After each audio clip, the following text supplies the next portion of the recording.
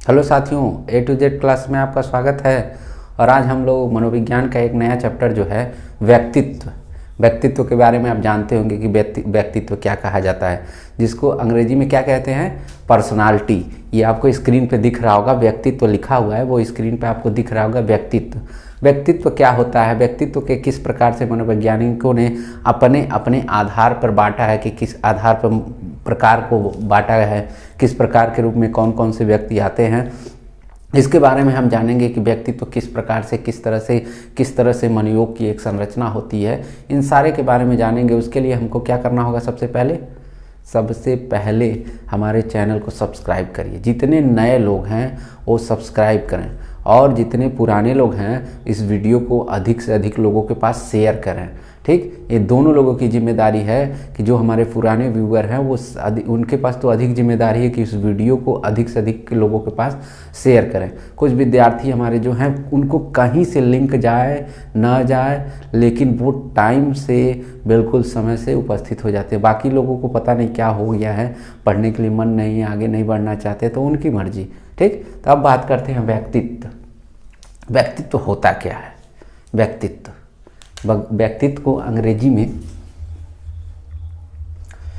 कहते हैं व्यक्तित्व को अंग्रेजी में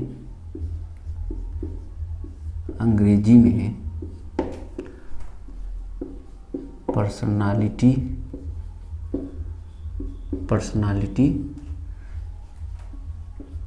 कहते हैं। क्या कहते हैं? पर्सनालिटी कहते हैं। यही पर्सनालिटी कहते हैं ना। इसका पर्सनालिटी तो बहुत अच्छा है, ये तो बड़ा खूबसूरत दिख रहा है, ये तो बड़ा आकर्षक दिख रहा है, ये तो पर्सनालिटी इसके पे सूट ही नहीं करती है। मतलब तमाम तरीके से आप उसके व्यक्तित्व की व्याख्या करते हैं कि इसका व्यक्तित्व इसके पे बड़ा अच्छा लगता है, इसका चेहरा इसके जैसा सूट करता है, ये इसके व्यवहार से मैच करता है, ये इस हाइट का है, ये इस फलाने हाइट का, ये खूबसूरत दिख रहा है, ये बदसूरत दिख रहा है, तो वो क्या है, उसका ये व्यक्तित्व है। तो ये पर्सनालिटी, अंग्रेजी में पर्सनालिटी कहते हैं। और पर्सनालिटी क्या होता है भाई, यहाँ पे कहा जाता है बाह्य गुणों का जो समावेशन होता था, बाह्य गुण जो हमको दिखाई देते हैं वही पर्सनालिटी माना जाता है। बाह्य गुण जो दिखाई पड़ते हैं उसे ही व्यक्तित्व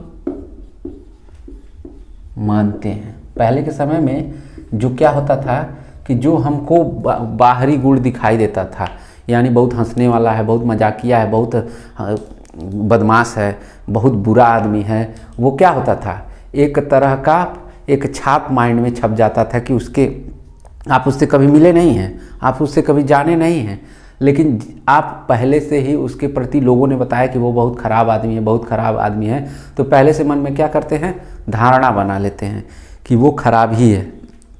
आप उससे ना कभी मिले हैं, ना जाने हैं, ना समझे हैं, तो वो किस रूप में दिखाई देता था, वो बाह्य गुणों के रूप में ही दिखाई पड़ता था। अगर आप उससे कभी मिलते, शायद वो दूसरों के लिए व्यवहार दूसरा करता था, शायद आपसे व्यवहार अच्छा करता, तो वो गुणों से आप उससे मिल के ही तो जान सकते थे।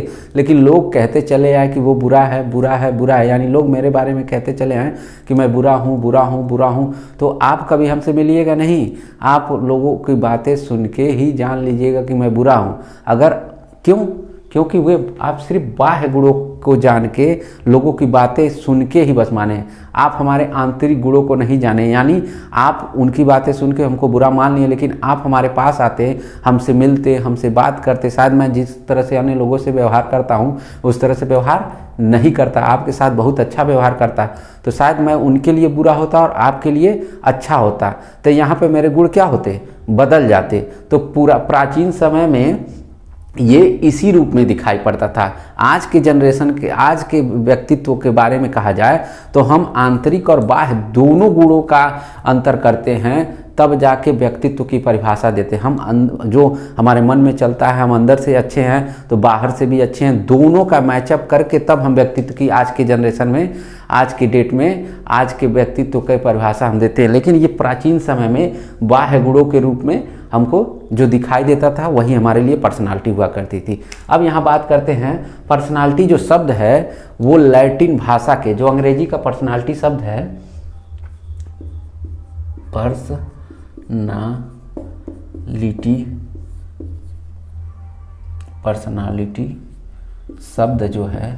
शब्द जो है वो किससे मिलके, किस भाषा से, सबसे पहले बताइए किस भाषा का है।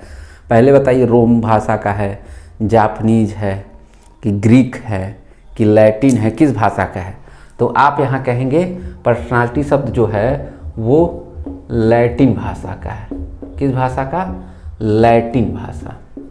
लैटिन भाषा का किस शब्द से? लैटिन भाषा के जो शब्द है वो कौन सा शब्द है जिससे पर्सनालिटी का निर्माण होता है? जो लैटिन भाषा जो है, अब इसी भाषा का जो शब्द है उस शब्द का नाम बताइए जिससे पर्सनालिटी बना हुआ है, व्यक्तित्व बना हुआ है। तो आप यहाँ कहेंगे पर्सोना।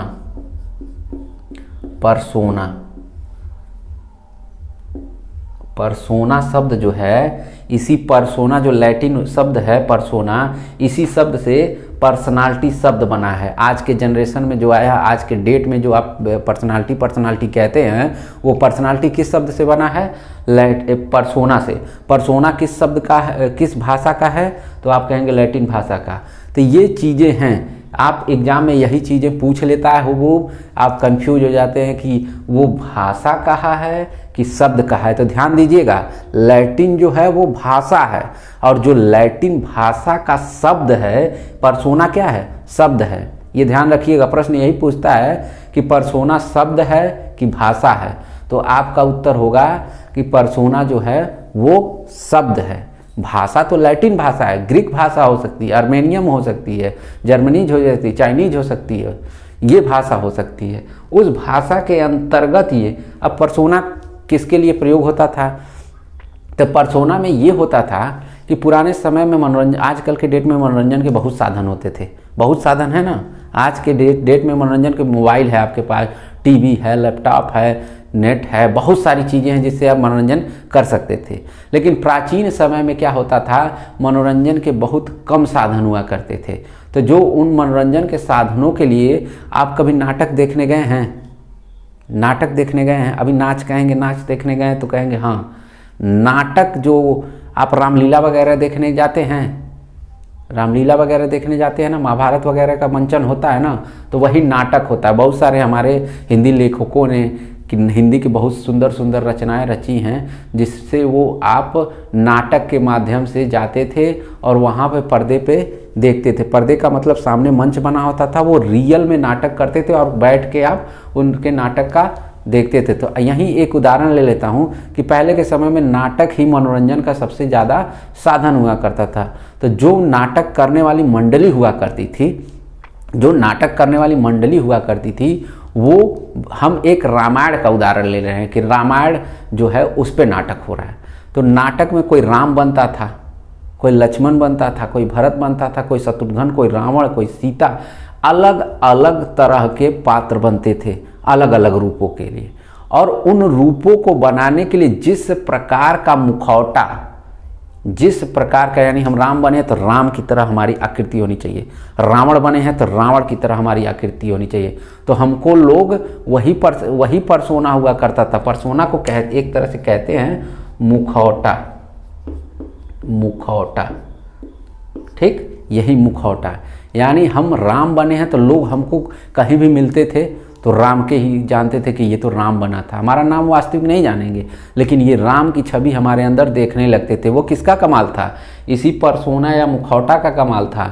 हम राम बनने के लिए उस तरह से वेशभूषा धारण करते थे, हमारी शारीरिक बोलचाल राम भगवान की तरह हुआ करती है, रंग रूप भगवान राम की तरह हुआ करते थे, बातचीत हमारी जो है भगवान राम की तरह हुआ करते थे। इससे लोगों को लगता था कि ये जो व्यक्ति है बड़ा अच्छा है, भले से मेरे अंदर का जो ये तो मुझे पात्र मिला है ना राम का पात्र निभाने के लिए कि भाई मैं इस रोल को करूं, तो मैं इस राम बनूंगा तो मेरे जो गुण होंगे वो भगवान राम की तरह परिलक्षित होने चाहिए। मतलब जो मेरी डायलॉग होगा, मेरे संवाद होंगे वो भगवान राम की तरह मैं बोलूँगा। भले से अंदर से मैं कितना भी खराब हूँ वो अलग बात है, लेकिन अगर मुझे नाटक का मंचन करना है तो मुझे जो रोल मिला है, जो पात्र मैं हूँ, उसी के अनुसार हमारा संवाद होगा।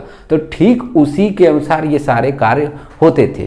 तो एक प्रश्न और पूछता है कि परसोना का अन्य नाम क्या हो सकता है, परसोना का किस रूप में जानते हैं? तो परसोना को अन्य रूप से जानते हैं, मुखौटा भी कहते थे। रावण का मुखौटा लगाते थे, हनुमान जी का मुखौटा लगा लेते थे। ये चीज़ें वो उसी रूप में जानी जाती थी। तो वो उस समय की पर्सनालिटी हुआ करती थी। ठीक, तो नाटक के जितने भी पात्र बनते थे इसी पर्सनालिटी से जाने। आज भी आप अरुण गोविल को देखते हैं, बहुत सारे पुराने लोग हैं जो रामायण बना था रामानंद सागर कृत, तो अरुण गोविल से आप हाल ही में देखे होंगे, वीडियो तमाम आती है। तो आज भी लोग अरुण गोविल से मिलते हैं तो भगवान राम की छवि उनके में दिखाई देती है। लोग कहते हैं कि भगवान राम यही बने थे तो इसलिए मैं इनको राम ही मानती हूँ। तो बहुत सारे लोग एयरपोर्ट पे उनके दंडवत प्रणाम करने लगते हैं। तो वो क्या है, वो उनकी भगवान राम की क्या है, पर्सनालिटी है, जो जिस रूप में जिस समय निभाया रहता है और वो उस रूप में जाना जाता है। ठीक, तो यहाँ पे ये सारी चीज़ें समझ में आ गई। अब बात करते हैं व्यक्तित्व की एक प्रकृति की। व्यक्तित्व की प्रकृति, व्यक्तित्व की प्रकृति क्या होती है? व्यक्तित्व की प्रकृति 2-3 पॉइंट है, 2-3 पॉइंट के सब माध्यम से हम बस जानेंगे, बहुत ज़्यादा जानने की कोशिश नहीं करेंगे। जो आपके एग्जाम में आए बस उतना जाना जाता है। पहले पॉइंट में कहते हैं व्यक्तित्व की प्रकृति किस तरह होती है, तो व्यक्तित्व की प्रकृति संगठनात्मक और गत्यात्मक होती है। यानी व्यक्तित्व की प्रकृति, व्यक्तित्व संगठनात्मक तथा गत्यात्मक होता है। मतलब संगठनात्मक मतलब क्या होता है, बहुत सारे गुणों के मेल से, बहुत सारे हमारे अंदर हंसना भी आता है, हमको रोना भी आना है, हमको चिल्लाना भी आता है, हमको भागना भी, दौड़ना भी, कूदना भी, बहुत सारे गुणों का एक समावेशन होता है। कहते हैं ना बहुत तेज भागता है, उसेन बोल्ट है, तो आप उसेन बोल्ट का नाम आता है तो आपके दिमाग में उसके व्यक्तित्व कैसा नजर आता है? हाँ, आपके दिमाग में जहन में क्या आता है, भाई वो तो बहुत तेज धावक है, आता है ना। आप किसी फुटबॉलर को ले लेते हैं कि लियोनेल मेसी, आपके दिमाग में क्या आता है कि लियोनेल मेसी तो फुटबॉलर हैं कि क्रिकेटर हैं। सचिन तेंदुलकर का नाम आपके जहन में आता है तो उनकी पर्सनालिटी किस रूप में, एक महान क्रिकेटर के रूप में आता है।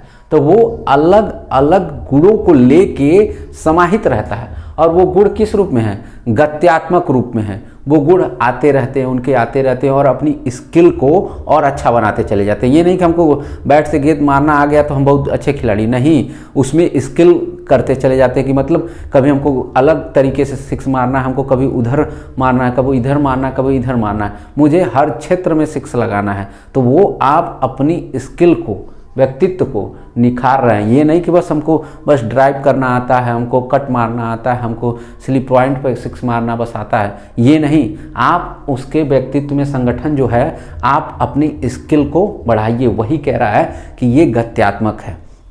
दूसरे पॉइंट में ये क्या कहता है कि ये मनोरूप में व्यक्तित्व मनोरूप में, और एक मनोरूप है और एक है शारीरिक गुण,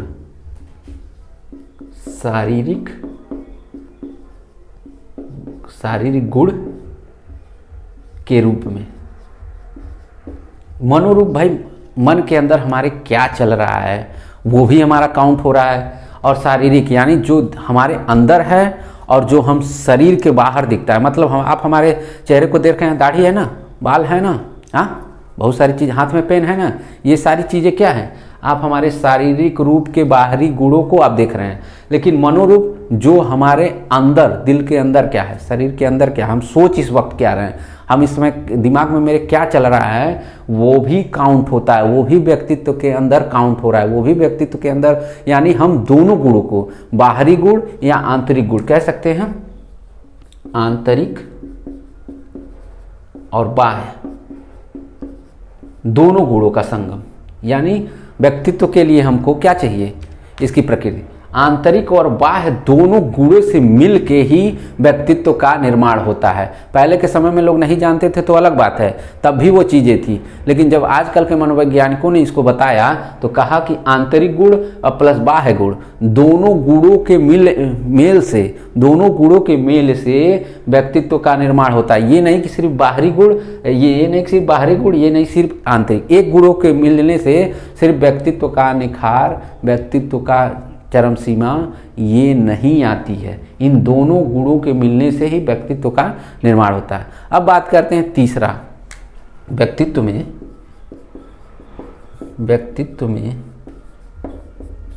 वातावरण के साथ समायोजन।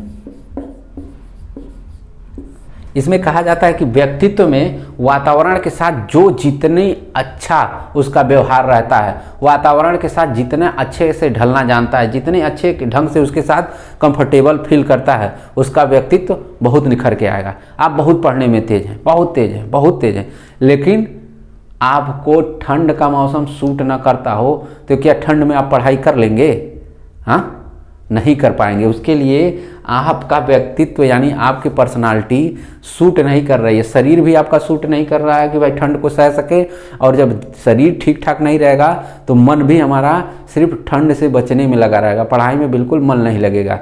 इसके लिए हमको वातावरण उस तरह से चाहिए, यानी हमको पढ़ाई के लिए ठंड के समय में गर्म वाला रूम मिल जाए, रजाई अच्छी खासी मिल जाए, पढ़ने के लिए सारी व्यवस्थाएं अच्छे से मिल जाए, तब तो हम वातावरण के साथ समायोजन बैठा लेंगे। गर्मी में पढ़ने के लिए मिल जाए भाई एसी वेसी कूलर वगैरह चलता रहे, जिससे हमारे शरीर को गर्मी ना हो। जब हमारे शरीर को गर्मी नहीं होगी तो हमारा मन क्या करेगा, पढ़ने में लगेगा। लेकिन अगर इसके साथ हम पढ़ाई में वातावरण के साथ अगर समायोजन नहीं बैठा पाते हैं तो हमारा जो व्यक्तित्व है जो है वो उस तरह से निखर के नहीं आएगा। मतलब हम पढ़ना चाहते हैं लेकिन उस तरह से पढ़ नहीं पाएंगे। ये चीज़ें थी व्यक्तित्व की प्रकृति। अब बात करते हैं व्यक्तित्व का प्रकार। ये सबसे इम्पॉर्टेंट है और कई बार एग्जाम में पूछा गया है, और मैं दो मनोवैज्ञानिकों का तुलना करके पढ़ा दे रहा हूँ, जिससे आप एक ही क्लास में दोनों मनोवैज्ञानिकों को जान लें, एक ही क्लास में।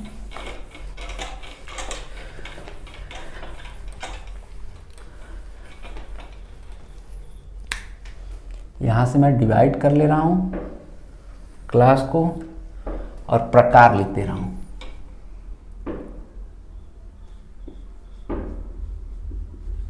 व्यक्तित्व का प्रकार। व्यक्तित्व के प्रकार तो कई होते हैं, हम सिर्फ दो प्रकार को जानेंगे आज। हम सिर्फ प्रकार, ये नहीं कि सिर्फ मैं दो बता रहा हूँ तो दो ही होते हैं, लेकिन जो आपके एग्जाम में आने वाले हैं मैं सिर्फ उन्हीं को बता रहा हूँ। तो इसमें दो होते हैं। तो पहला मैं कहूँगा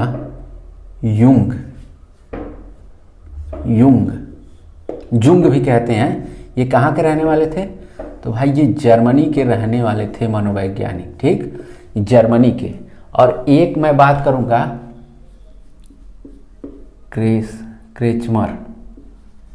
क्रेचमर, ठीक, इन दोनों की मैं बात करूंगा। अब बात करते हैं कि ये सामाजिक दृष्टिकोण से देते हैं, ये जो अपना व्यक्तित्व का निर्माण करते हैं ये सामाजिक आधार पर देते हैं, यानी सामाजिक दृष्टिकोण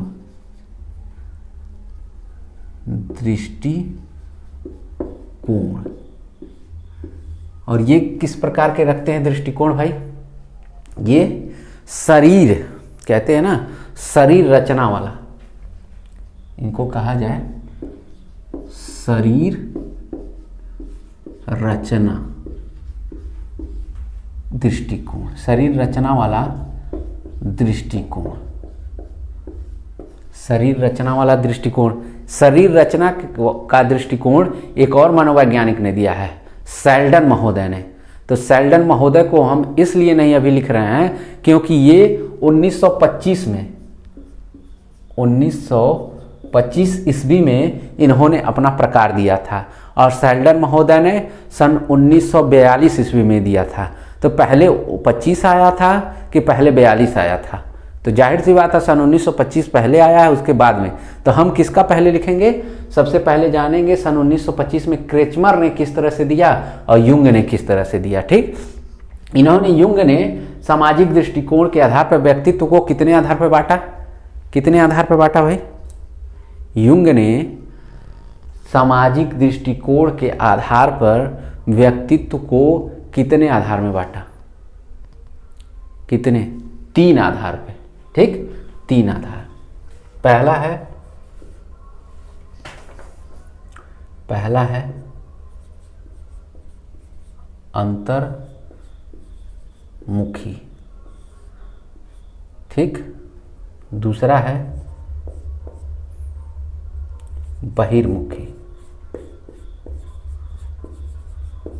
बहिर्मुखी, तीसरा है उभयमुखी। ठीक, ये 3 आधार, जो 3 प्रकार बताया इन्होंने, युंग ने, कि जो व्यक्तित्व के प्रकार हम दे रहे हैं वो 3 प्रकार के होते हैं। पहला कहा इन्होंने अंतर्मुखी, अंतर्मुखी को इंट्रोवर्ट कहते हैं। बहिर्मुखी दूसरे रूपों में उसने बताया कि बहिर्मुखी का भी व्यक्तित्व होता है, इसको एक्सट्रोवर्ट कहते हैं। और इन दोनों के बाद तीसरा जो प्रकार बताया वो कहे कि उभयमुखी भी व्यक्तित्व होता है, इसको कहते हैं एम्बिवर्ट। ठीक, तो इनको 3 रूपों में विभाजित किया। ठीक इसी तरह से क्रेचमर ने भी, क्रेचमर भी कहीं कहीं लिखा होगा क्रेचमर, कंफ्यूज मत होइएगा। क्रेचमर और क्रेचमर वो इंग्लिश वाले लोग हैं ना, मनोवैज्ञानिक बाहरी हैं, तो उनके नाम में थोड़ी सी मिसिंग आती है, तो आप क्रेचमर भी कहते हैं, क्रेचमर भी कहते हैं, बात दोनों की एक ही है। तो इसने भी जो बांटा व्यक्तित्व को 3 रूपों में बांटा। किस किस रूप में? पहला है लंबकाय, दूसरा है गोलकाय, दूसरा है सुडौलकाय, सुडौलकाय, तीसरा है गोलकाय।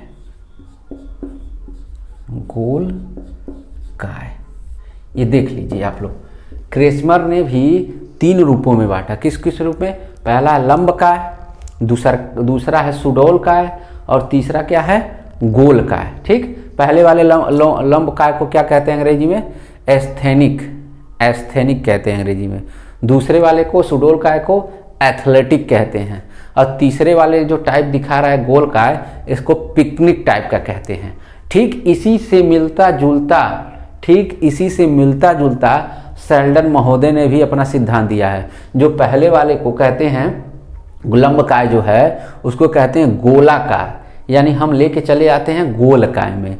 दूसरे वाले को कहते हैं लंबकाय, हम लेके चले आते हैं लंबकाय में। और जो तीसरा है सुडौलकाय, इसकी जगह पे सेल्डन महोदय कहते हैं ये आयताकार होता है। ठीक, ये आयताकार होता है। समझ में आया? तो एक बार मैं सेल्डन महोदय का भी लिख दूं कि जिससे आप कंफ्यूज नहीं होंगे। सेल्डन महोदय ने लंबकाय बताया, सुडौलकाय की जगह उन्होंने आयताकार कह दिया, आयताकार।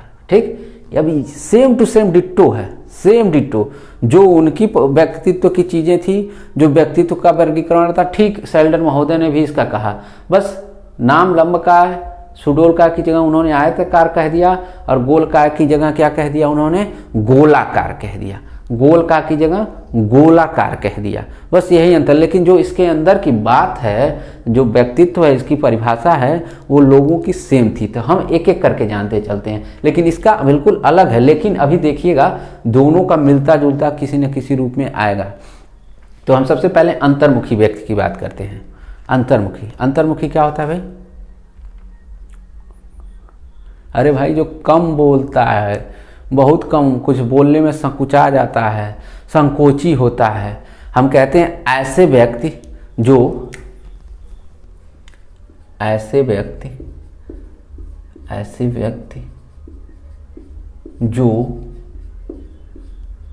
संकोची, आप एक एक करके नाम बताइए जो संकोची हो सकते हैं भाई, जो अपने अंदर सिर्फ अपनी बातों को रखता है, संकोची। लज्जाशील भी कह सकते हैं, लज्जाशील, जिसको वीडियो न दिखाई दे रहा हो अपनी वीडियो की क्वालिटी बढ़ा लेगा, अपनी वीडियो की क्वालिटी बढ़ा के देखेगा, उसको लज्जाशील भी कहते हैं, लज्जाशील।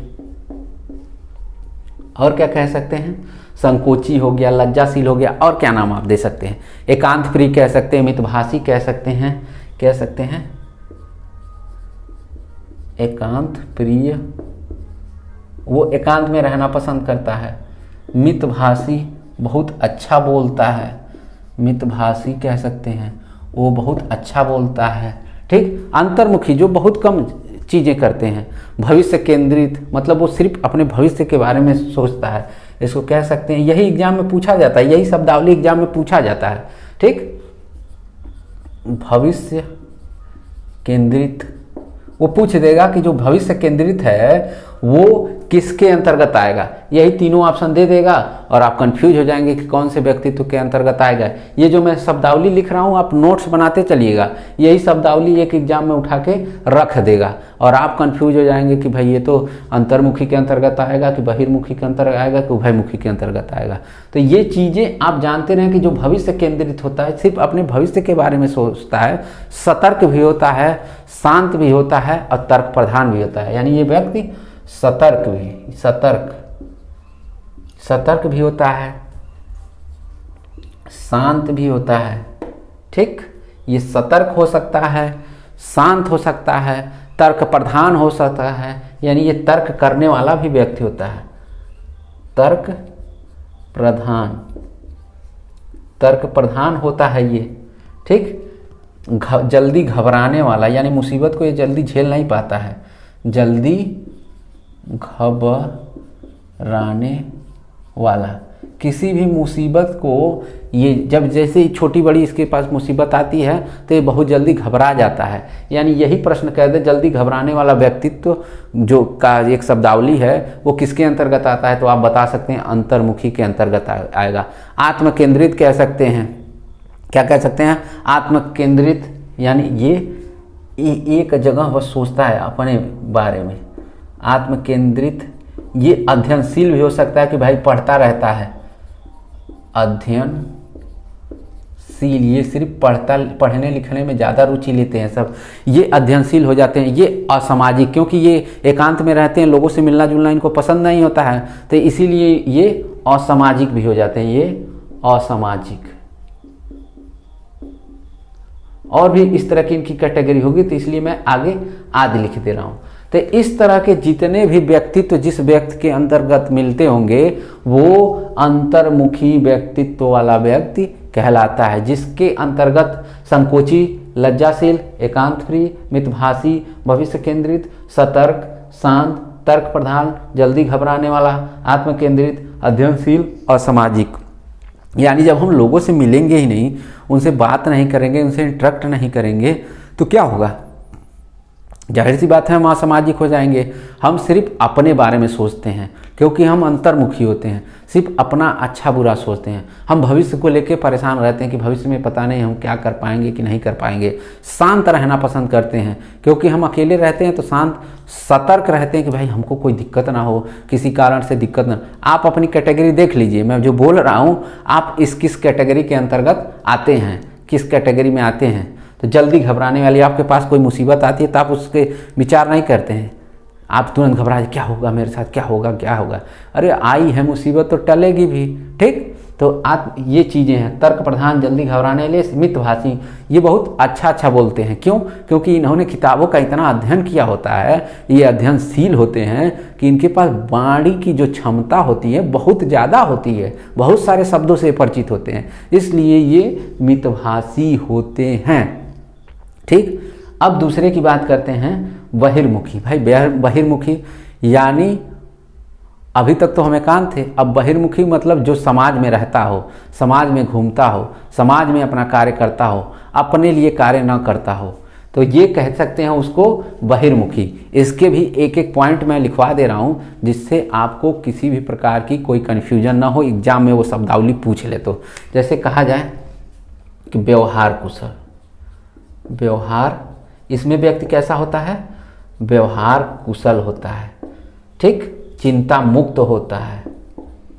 क्या होता है?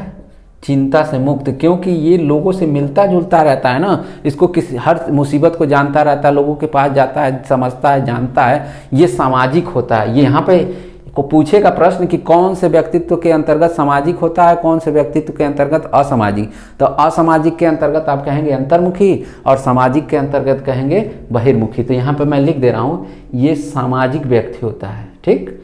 ये कैसा व्यक्ति होता है? ये सामाजिक बहिर्मुखी वाला व्यक्ति होता है। ये व्यवहारिक होता है, व्यवहारिक मतलब हर लोगों के साथ इसका व्यवहार बड़ा अच्छा रहता है। ये वाकपटु होता है, क्योंकि लोगों से मिलता रहता है, अन्य प्रकार की भाषाएं, भोजपुर किसी ग्रामीण क्षेत्र में, ग्रामीण अंचल में चला गया तो वहाँ पे भोजपुरी बोल के लोगों को बोलना शुरू कर देगा। कहीं अच्छे लोगों के बीच पहुँच गया तो उस तरह की लैंग्वेज उनके अनुसार बोलना शुरू कर गया। तो इसीलिए कहा जाता है वाकपटु भी होता है। ये तमाम लोगों के बीच बैठते उठते तमाम भाषाओं का ज्ञान हो गया रहता है, इसीलिए इसको वाकपटु भी कहते हैं कि तमाम भाषाओं को जानता रहता है। ये अहमवादी होता है, मतलब अहंकारी होता है, अहमवादी। आप कह सकते हैं ये व्यक्ति अहंकार जाता होता है, क्योंकि लोगों से मिलता रहता है, मेरा फलाने से संबंध है, मेरा ढेकाने से संबंध है, मेरा इनसे संबंध है, उनसे संबंध है, तमाम लोगों को लेके इसके अंदर अहंकार भी रहता है कि मेरा इन नेताओं के साथ उठना बैठना है, इन अधिकारियों के साथ उठना बैठना है, इस तरह के समाज में लोगों के साथ उठना बैठा है। इसीलिए ये अहमवादी भी कहा जाता है, यानी ये एक तरह से अहंकारी। अच्छा वक्ता होता है भाई, अच्छा बोलने के साथ साथ अच्छा वक्ता भी होता है। किसी पार्टी वगैरह में नेता क्या होते हैं, अगर नेता का उदाहरण दिया जाए तो बहिर्मुखी वाला सबसे फिट उनके पे बैठता है, क्योंकि वो अच्छे वक्ता भी होते हैं। पार्टी जैसे चेंज करेंगे, देखिएगा कि आज रोज़ पानी पी के गाली दे रहे थे, अगली पार्टी में चले गए तो इस पार्टी को पानी पी के गाली देना शुरू करेंगे। तो ये किस रूप में होगा? ये अच्छा वक्ता होने के कारण ही होगा। इनके अंतर्गत नेतृत्व की क्षमता होती है भाई, लोगों के साथ मिलते देखते समझते, ये नेतृत्व का गुण इनके अंदर आ जाता है। ये साहसिक होते हैं, ये साहस इनके अंदर पाया जाता है। ये साहसिक होते हैं, ये आक्रामक होते हैं, यानी अपनी बात को कहने से कभी रुकते नहीं हैं, गलियाई के कहेंगे लेकिन कह देंगे। ये लोकप्रिय भी होते हैं, बहुत लोकप्रिय। भाई लोगों से मिलना जुलना है तो लोकप्रिय होंगे नहीं, हमारे अच्छे बुरे कार्यों को जानते रहेंगे कि लोग नहीं, तो हम अच्छे कार्यों से भी फेमस होते हैं और बुरे कार्यों से भी फेमस होते हैं। तो इस तरह के गुण हमारे जो बहिर्मुखी है उसके अंदर पाए जाते हैं, उस तरह के व्यक्तित्व के अंतर्गत ये गुण पाए जाते हैं। ये सारे गुण देख लीजिएगा।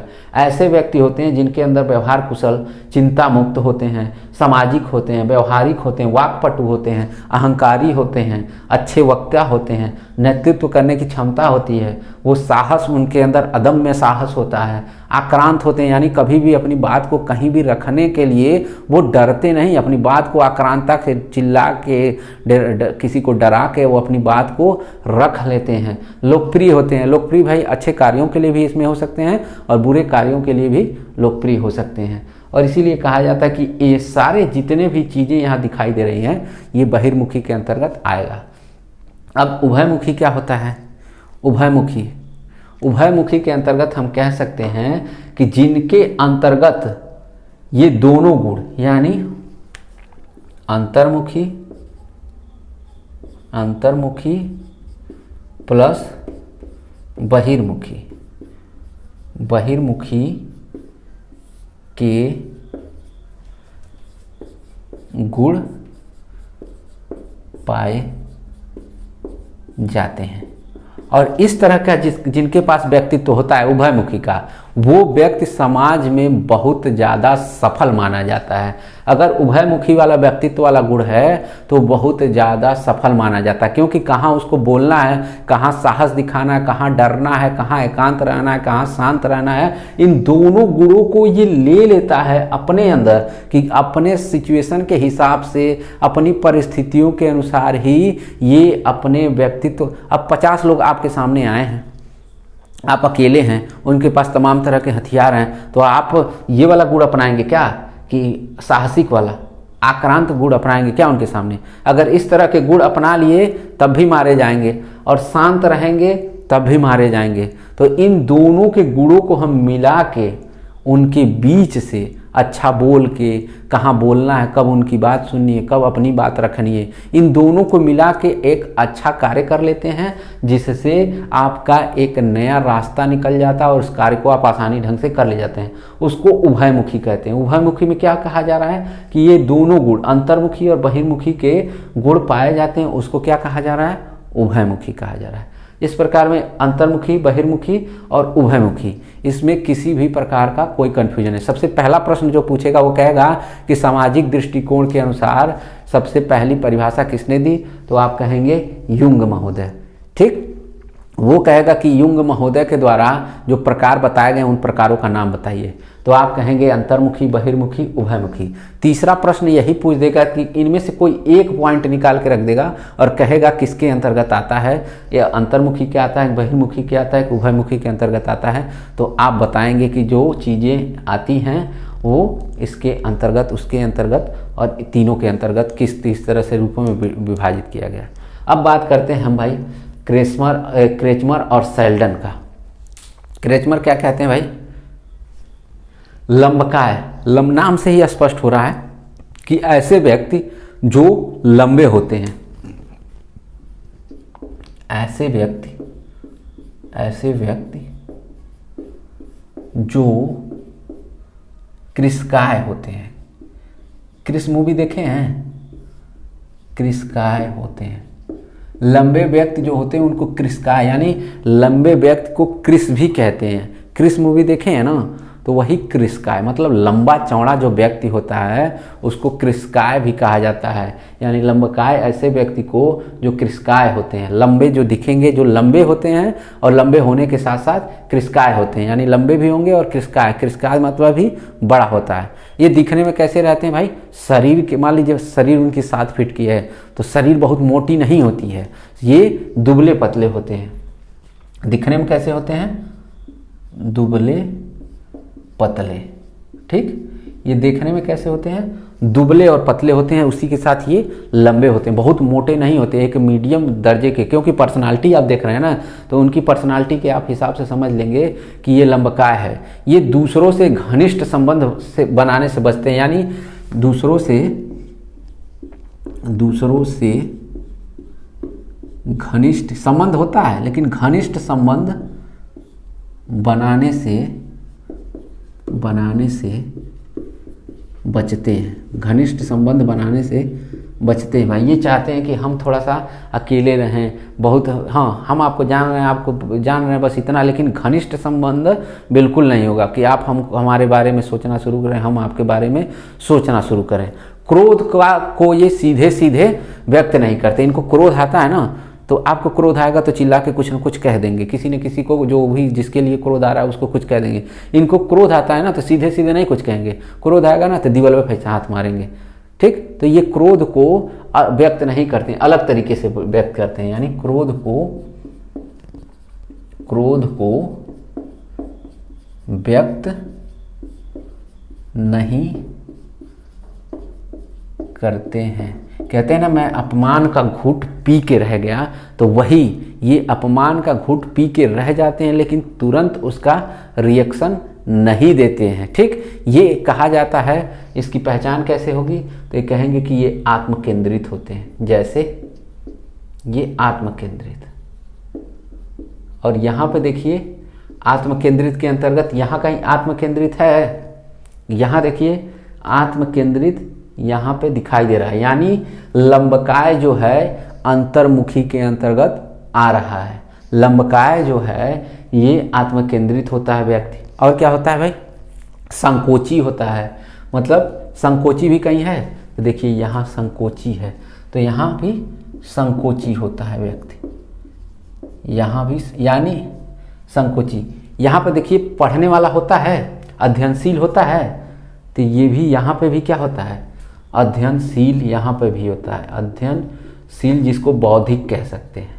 ठीक, यहाँ भी अध्ययनशील होता है। ठीक, स्व आलोचक, ये खुद का अच्छा बुरा जानता है तो इसको स्व आलोचक भी कह सकते हैं, स्व आलोचक, स्व आलोचक कह सकते हैं। ठीक, और क्या कह सकते हैं भाई, ये अंतर्मुखी के गुण इसके अंतर्गत पाए जाते हैं। एक तरह से कह सकते हैं कि अंतर्मुखी, अंतर्मुखी यानी अंतर्मुखी के ये सारे के सारे गुण जो होते हैं लगभग, ये इस तरह के व्यक्तित्व में, लंबकाय व्यक्तित्व के अंतर्गत इस तरह के गुण पाए जाते हैं। अब बात करते हैं सुडोलकाय। भाई फिटफाट बॉडी दिखती है, बहुत अच्छे दिखते हैं, जिसको कहते हैं ऐसे व्यक्ति क्या होते हैं, ये सुडोलकाय के साथ साथ पुष्टकाय भी होते हैं। यानी ऐसे व्यक्ति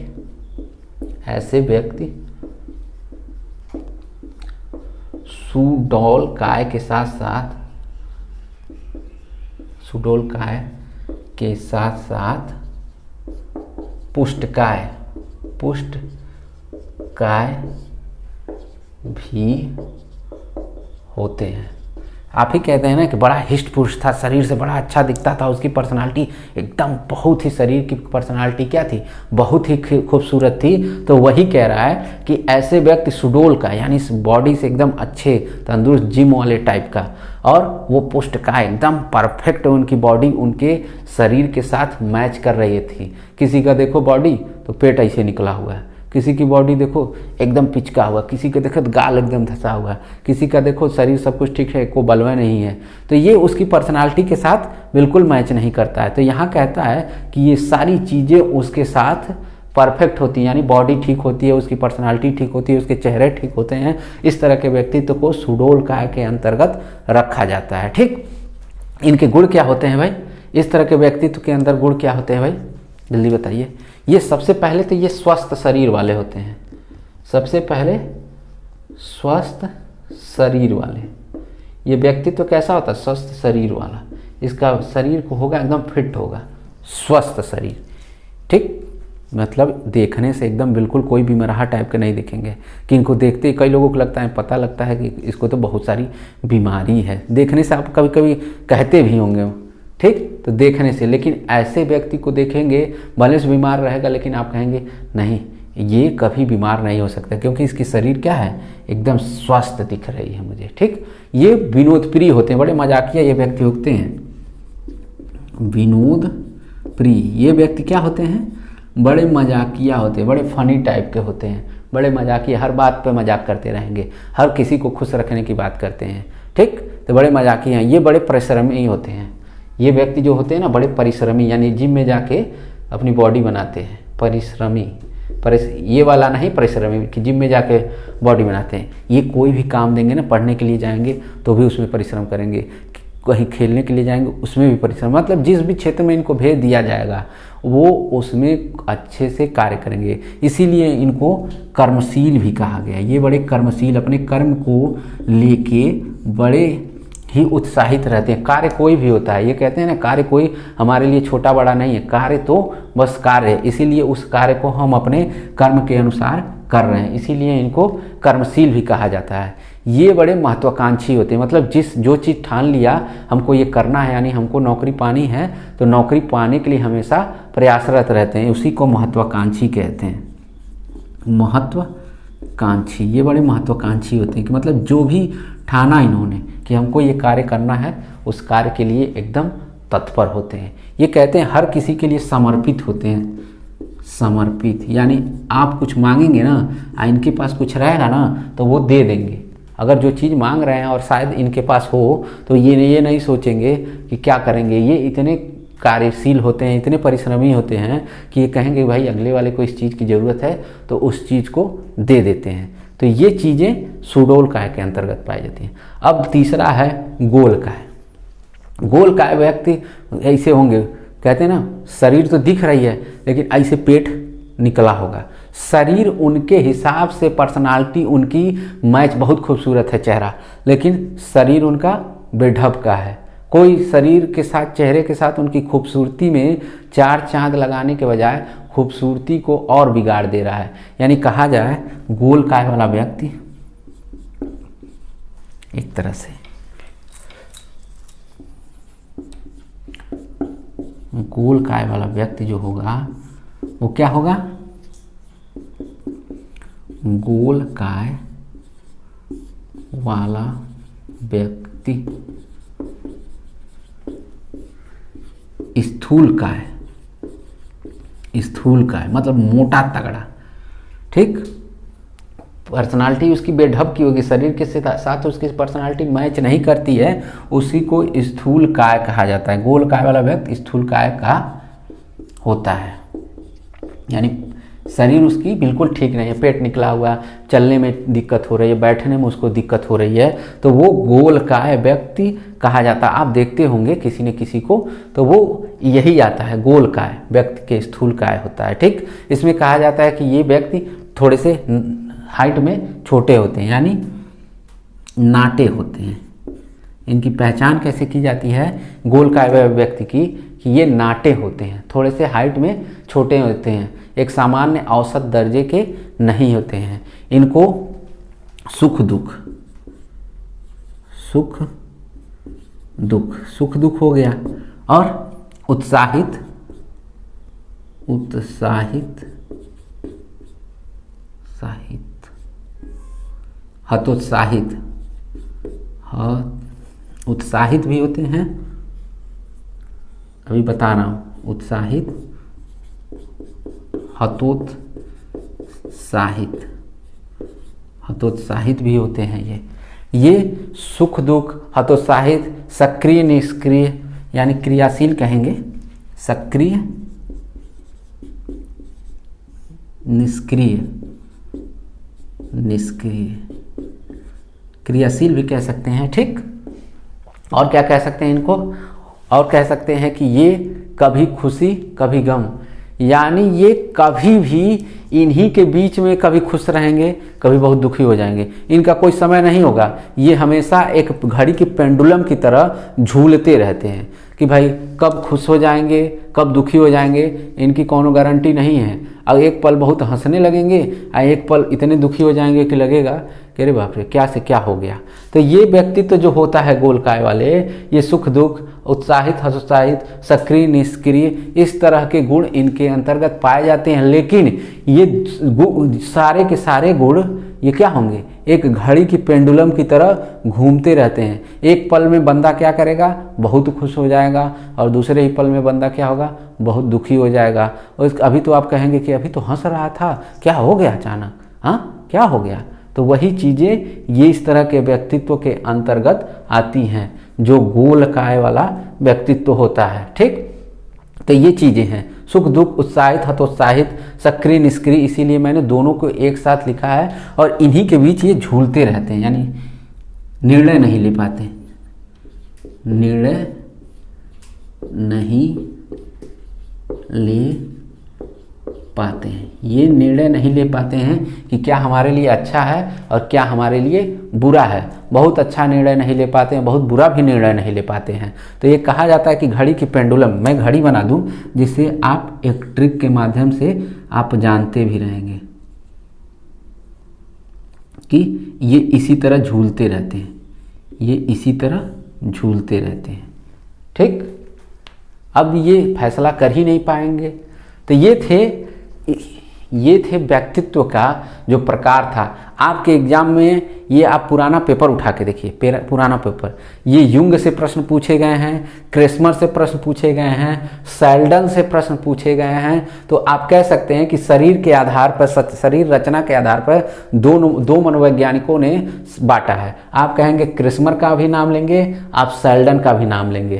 क्रेस्मर के क्या क्या है? आप कहेंगे क्रेस्मर द्वारा लंब का है, सुडोल का है, गोल का है, ठीक। आप सेल्डन के द्वारा क्या कहेंगे? लंब का है, आयताकार, गोलाकार, ठीक। तो इस तरह का नाम लेंगे। ये दोनों चीज़ें एक मनोवैज्ञानिकों की तरह मिल रही है, क्योंकि 1925 में क्रेस्मर का आया था और 1942 में 1942 में सेल्डन का आया था। तो इसीलिए सबसे ज़्यादा प्रभावी जो माना जाता है वो क्रेचमर का ही माना जाता है। इसीलिए मैंने क्रेचमर को उठा के रखा कि आप इन दोनों में समानता असमानता देख लें और आप चीज़ों को एकदम कंफर्म कर सकें। जो व्यक्तित्व से अब इन दोनों से कोई भी प्रश्न आएगा तो इससे बाहर का नहीं आएगा, इसका मैं दावा करता हूँ। इससे बाहर का अगर व्यक्तित्व का इन दोनों के अलावा प्रकार में इनसे बाहर का प्रश्न नहीं आएगा। बस ये चीज़ें आप ध्यान होनी चाहिए कि क्या चीज़ें मैंने बताई। अगर ये चीज़ें आपको ध्यान में हैं तो आप व्यक्तित्व के प्रकार के अंतर्गत ये चीज़ें बड़े आसानी से कर सकते हैं। तो आई होप ये क्लास आप लोगों को बड़ी अच्छी लगी होगी और बहुत क्लास पसंद आ रही होगी। पिछले क्लास की तरह जैसे था, वीडियो को बहुत प्यार आप लोगों ने दिया, इस वीडियो को भी बहुत ज़्यादा आप प्यार दें। और एक बार और कहूँगा कि जितने लोग लेट से जुड़ रहे हैं उस वीडियो को फिर थोड़ी देर में जैसे ही क्लास ख़त्म होती है आप रिपीट करके देखेंगे और लोगों को भी सलाह देंगे कि इस क्लास को अधिक से अधिक लोगों को शेयर करें। तब तक के लिए धन्यवाद।